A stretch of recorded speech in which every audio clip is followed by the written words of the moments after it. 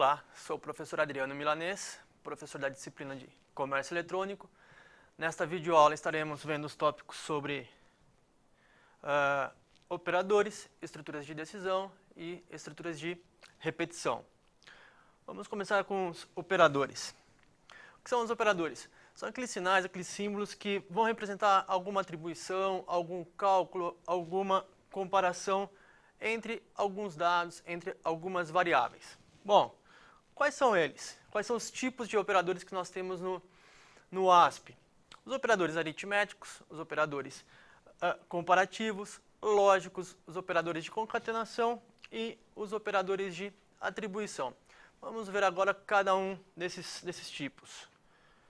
Vamos começar com os operadores aritméticos. São aqueles que nos permitem efetuar uma série de cálculos matemáticos, aqueles mesmos que nós já estamos habituados a fazê-los. Bom, nós vamos trabalhar com a seguinte sintaxe. Teremos uma variável, por exemplo, chamada resultado, onde teremos uma variável com um valor qualquer, um operador e em seguida uma segunda variável ou um segundo valor. Na tabela a seguir teremos os operadores que nós iremos trabalhar no VBScript, que é a linguagem que nós trabalhamos no ASP, né? Bom, o operador que vamos trabalhar primeiramente é o operador de adição. Ele vai efetuar a soma entre dois valores. A subtração, representada pelo hífen, que vai fazer a subtração sobre duas variáveis. Ou podemos ainda atribuir um valor negativo a essa variável. O asterisco, efetuando a multiplicação entre duas variáveis. A barra, que vai efetuar a divisão entre dois valores. A barra ao contrário, ele vai fazer a divisão, porém vai somente nos retornar como valor dessa divisão um valor inteiro, desprezando a parte fracionária desse resultado. O próximo operador, o mod, esse vai pegar o resto da nossa divisão. E a exponenciação, que para nós é o acento circunflexo. Então, por exemplo, aqui temos uma variável chamada num1. Essa variável tem o valor 10. Num2, com conteúdo 20. E aí temos alguns cálculos sendo efetuados. Na primeira linha temos response right. A soma da variável num1 e num2 é igual a... Aí temos um e-comercial fazendo a nossa concatenação. Num1 mais num2. E aí teremos os resultados dessas operações. Então teremos lá a subtração de num1 e num2, a multiplicação entre num1 e num2, a divisão entre num1 e num2 e a exponenciação dessas mesmas variáveis, num1 e num2, resultando em alguns valores. Bom, vale a gente lembrar o seguinte, que para o ASP nós não temos tipos de variáveis, né? Como a nossa variável é do tipo variante, ela vai aceitar qualquer tipo de valor, seja um valor do tipo string, seja um valor do tipo int, do tipo float. Ela não vai ter, nós não teríamos esse problema de tipo, né? De tipagem de variáveis. Somar dois valores pode resultar em um resultado ou não esperado. Se nós estivermos efetuando algo sobre uma variável que contém um conteúdo do tipo string e uma variável que contém um conteúdo do tipo numérico, a gente pode estar efetuando uma concatenação, né? Vai depender muito do nosso conteúdo da variável. Aqui, por exemplo, se os valores a serem somados forem numéricos, nós estaríamos efetuando a soma dessas variáveis, né? com o sinal de adição. Se for uma string, se forem duas strings, estaremos efetuando a concatenação dessas variáveis. E se for uma string e um valor numérico, estaremos também efetuando a adição, desde que essa variável do tipo string seja uma variável numérica, né? Seja um conteúdo numérico ali, números, né? E não um texto realmente. Os operadores comparativos são aqueles que são utilizados quando você quer efetuar uma comparação, quer comparar dois valores. Normalmente a gente vai usar um operador de comparação numa decisão ou numa estrutura de repetição. E o retorno desse operador sempre será um valor booleano, ou verdadeiro ou falso, ou true ou falso. Bom, os operadores comparativos, nós temos eles nessa tabela. Aqueles que nós já estamos cansados de trabalhar, né? O igual, ele vai comparar duas ou mais variáveis. Resultado dele, se nós tivermos aqui, por exemplo, no 1 igual a no 2, lembrando que no 1 igual a 10, no 2 igual a 20. Nessa condição, nós temos como resultado falso. Menor que, símbolo de menor, no 1 é menor que no 2, isso é verdadeiro, isso é true. Maior que, no 1 é maior que no 2, também vai retornar ou verdadeiro ou falso. No nosso caso, no nosso exemplo, o retorno é falso. Menor ou igual, no 1 é menor ou igual a no 2? Sim, é verdadeiro, no 1 é menor que no 2. Maior ou igual, no 1 é maior ou igual a no 2? 10 é maior ou igual a 20? Falso. Diferente, aí teremos os dois sinais, né? Menor e maior. No 1 é diferente de no 2? Sim, no 1 tem valor 10 e no 2, 20. E a equivalência de objetos? Is. No 1, is null, ou seja, a variável no 1 é nula. No nosso caso, não, né? No nosso caso, nós temos como resultado falso, porque no 1 é igual a 10. Os operadores lógicos. De um modo mais simplificado, de um modo geral, nós vamos pegar os resultados gerados pelos operadores comparativos e vamos gerar um resultado booleano. Também vamos utilizar esse tipo de operador dentro de uma instrução de decisão ou numa instrução de repetição. Os operadores lógicos que vamos estar trabalhando, o operador AND, o operador E, ele vai nos resultar uma condição verdadeira somente se as duas condições que estivermos comparando forem também verdadeiras. Por exemplo, se no 1 for maior que 5 e no 2 for igual a 15, nós teremos uma saída verdadeira. No nosso caso, no 1 vale 10 e no 2, 20. No 1 é maior que 5, é verdade. Porém, no 2 é igual a 15. Nesse caso é falso. Eu tenho falso e verdadeiro. Nosso resultado, falso. O operador OR, o operador OU. Pelo menos uma das condições que estaremos testando, uma delas tem que ser verdadeira. Não importa quantas condições estaremos testando nesse operador. Uma delas sendo verdadeira, nossa saída, nossos resultados também será verdadeiro. Por exemplo, se no 1 for maior que 5 ou no 2 igual a 15, teremos uma determinada instrução que será executada. Somente se uma das condições forem verdadeiras. No nosso caso, no 1 é maior que 5. Então, nossa saída é verdadeira. E o operador NOT, ele vai negar o resultado da nossa condição. Por exemplo, se NOT no 1 maior que 5, eu vou negar essa condição. No 1 é maior que 5? Sim, 10 é maior que 5. Porém, eu quero a negação desse resultado. Então, nossa saída, ao invés de ser verdadeira, o nosso resultado será falso. Os operadores de concatenação, a gente vai utilizar ele para unir o conteúdo de duas ou mais variáveis, um valor, duas ou mais strings, por exemplo. Nós temos dois tipos de operadores. O e-comercial, a gente pode concatenar duas strings, e o sinal de adição, que a gente pode concatenar uma adição ou ainda fazer a concatenação da string, né? Depende de como a gente vai estar trabalhando com esse operador. Eu recomendo trabalhar sempre com o e-comercial. Os operadores de atribuição. O operador de atribuição, a gente vai estar trabalhando com o sinal de igual. Ele vai definir ou redefinir o valor de uma determinada variável. A gente tem que lembrar ainda que no VB Script, o sinal de igualdade, ele pode ter aí três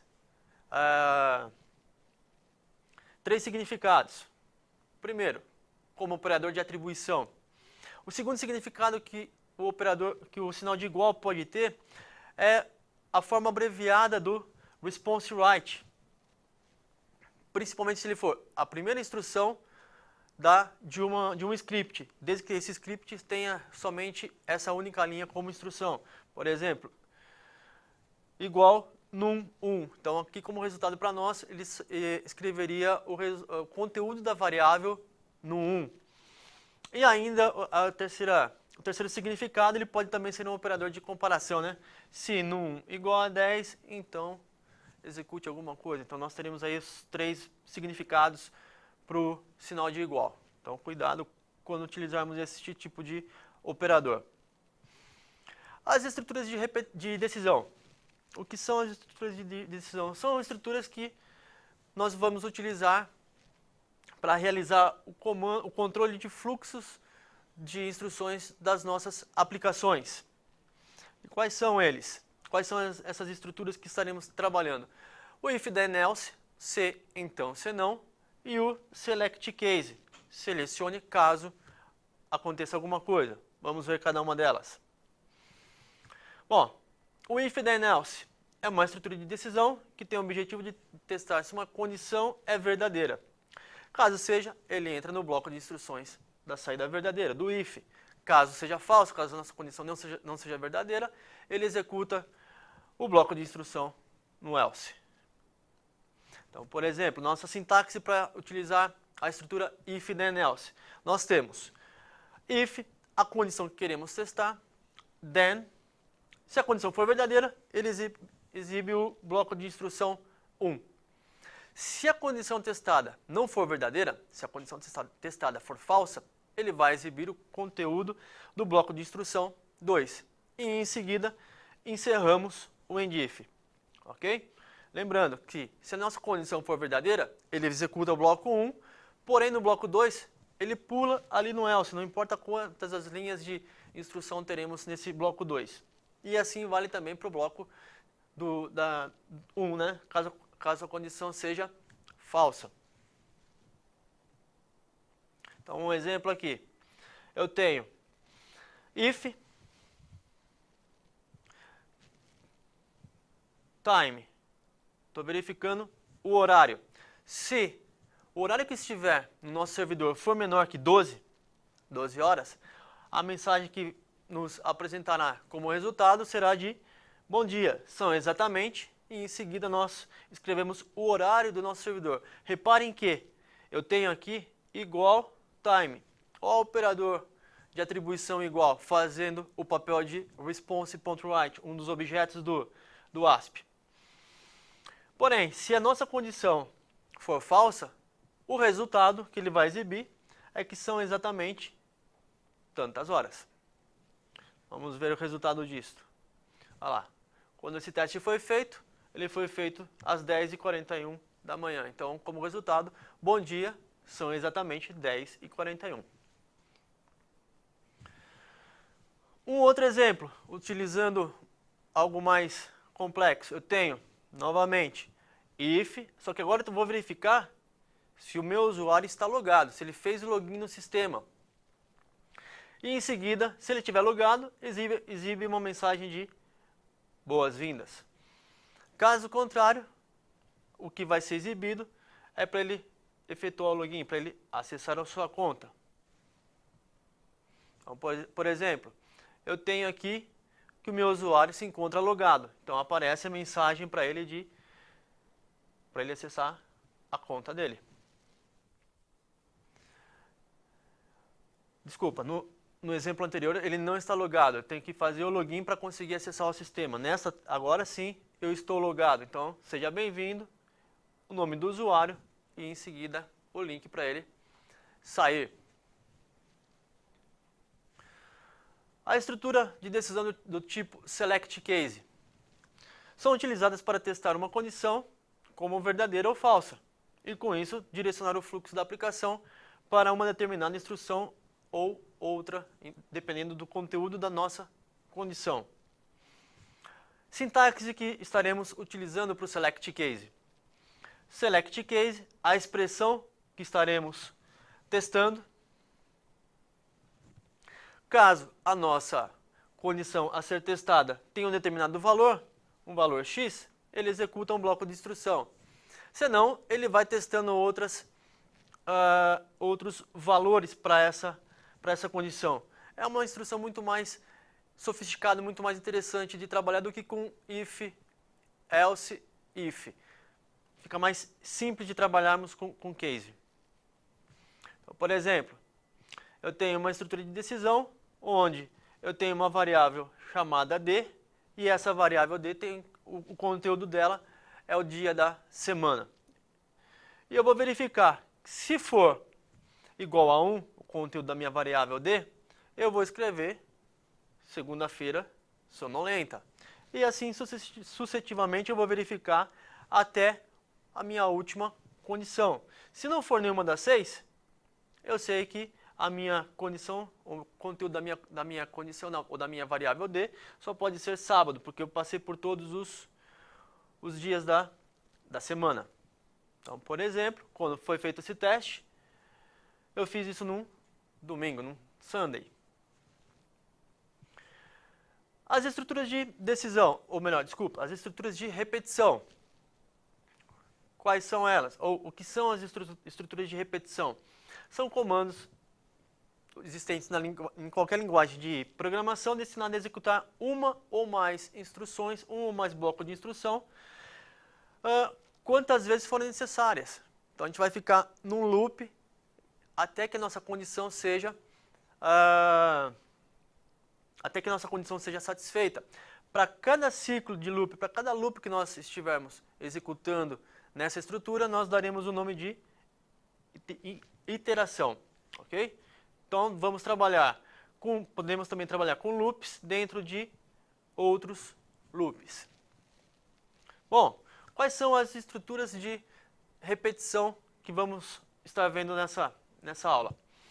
For next, for each next e as instruções do tipo do while loop, do loop while e do loop until. Vamos ver a diferença entre elas. Primeiramente, as estruturas de repetição do tipo for next. Bom, o for next repete o mesmo bloco de código um determinado número de vezes. Então a gente já sabe previamente quantas vezes nós vamos repetir o nosso bloco de instrução. Então, a sintaxe que iremos trabalhar com for next. For, uma variável inicial e um valor para essa variável final. Enquanto a nossa condição estiver sendo verdadeira, nós executaremos um bloco determinado de instruções. A partir do momento que a minha condição, que o meu valor final tenha sido atingido, nós encerramos o for. Então, um exemplo aqui. Eu tenho uma variável n, e enquanto n for igual a 10 e n seja menor que 20, ele vai executar um bloco de instruções para nós. Nós vamos exibir o bom e velho Hello World, o bom e velho Olá Mundo. Só que nós vamos começar esse Olá Mundo com tamanho de 10 pixels. E a cada passagem do nosso loop, ele vai incrementar um ponto neste texto. Então, como resultado, nós teremos a saída do Olá Mundo variando de tamanho de 10 até 20. Um outro exemplo. Aqui a gente está fazendo acesso a uma base de dados e eu tenho um loop dentro de outro loop, um for dentro de outro. No primeiro for, uma variável a variando de 1 a 2 e no segundo for, uma variável i variando de 1 a 3. E nós estaremos escrevendo o conteúdo que foi acessado lá na nossa base de dados e escrevendo o resultado na tela. Então aqui ele continua nosso código e temos lá o next das duas estruturas de repetição que estamos trabalhando. E como resultado nós temos o resultado que ele acessou a base de dados, trouxe o conteúdo de um determinado registro, o segundo conteúdo e assim até chegar no último conteúdo a ser exibido. As estruturas de repetição do tipo for each next. Basicamente, ela é muito parecida com a estrutura for next. Então nós teremos um bloco de código para cada item da coleção. Então não é essa estrutura de repetição não é tão utilizada quanto o for ou quanto o do while. Mas vamos ver como que ela funciona. Nós temos a instrução for each item em uma determinada matriz. Então aqui nós estaremos trabalhando com matriz, uma coleção de matrizes, né, com variável do tipo array. Então temos aqui, por exemplo, uma variável chamada curso, com tamanho 3. Então eu tenho, no meu primeiro conteúdo da variável curso, de posição 0, conteúdo Uni9. Na variável curso, só que na posição 1 dessa variável, nós teremos o conteúdo de tecnologia em sistemas para a internet. E na posição 2 da variável curso, nós temos o conteúdo comércio eletrônico. E temos o nosso for each. Eu tenho uma variável chamada x em curso. Então eu vou apontar para cada item da minha variável curso, da minha variável inicial curso, e vou atribuir cada posição dela para x. Então em cada loop do nosso for each, ele escreve um conteúdo na tela. Então como resultado, nós temos lá Uni9, tecnologia em sistemas para a internet, comércio eletrônico. Como eu disse, não é uma estrutura de repetição tão utilizada quanto o for ou quanto as estruturas do tipo do while. E agora vamos ver as estruturas do tipo do loop. Vamos começar com o do loop, do while loop. Bom, a construção do tipo faça enquanto é uma das mais utilizadas. A estrutura repete um bloco de código enquanto a nossa condição for verdadeira. Então a sintaxe do enquanto a nossa condição for verdadeira. Por exemplo, no do while, enquanto a nossa condição for verdadeira, escreva o conteúdo para nós e retorne para o loop. Então temos uma variável n. Reparem que eu declarei a minha variável n minúsculo e em seguida estou chamando n maiúsculo. Vale lembrar que nós não temos essa diferenciação entre maiúsculas e minúsculas, né? Para nós isso é irrelevante. Então faça enquanto n for menor que 30. Enquanto a nossa condição for verdadeira, ele escreve o conteúdo e soma 1 na variável n. Esse contador se torna obrigatório. Se nós não tivermos esse contador na estrutura do tipo do while, nós teríamos aí um loop infinito. Então cuidado quando estiverem fazendo o uso dessa estrutura. Então, no nosso caso, iremos escrever novamente o texto Olá Mundo, variando de 10 a 30. Novamente, um exemplo mais detalhado, usando também o acesso a uma base de dados. Só que a nossa condição agora é do tipo not EOF, enquanto não for o fim do arquivo, né? End of file. Ele escreve o conteúdo para nós. Movo para o próximo registro e volto para o do while. E aí nós teremos novamente o resultado na tela com o conteúdo no nosso banco de dados. A instrução do tipo do loop while. Nesse caso aqui, nós vamos executar a estrutura ao menos uma vez, ao contrário da estrutura anterior, que nós verificamos primeiro se a condição é verdadeira para executar o código. Neste caso, do loop while, nós executaremos primeiro o código uma vez, o nosso bloco de instrução, para depois verificar se a condição continua sendo verdadeira. Então, por exemplo, din igual a n, n din n igual a 10, faça. Ele vai escrever o conteúdo olá mundo novamente. Só depois verificaremos se a nossa condição é verdadeira.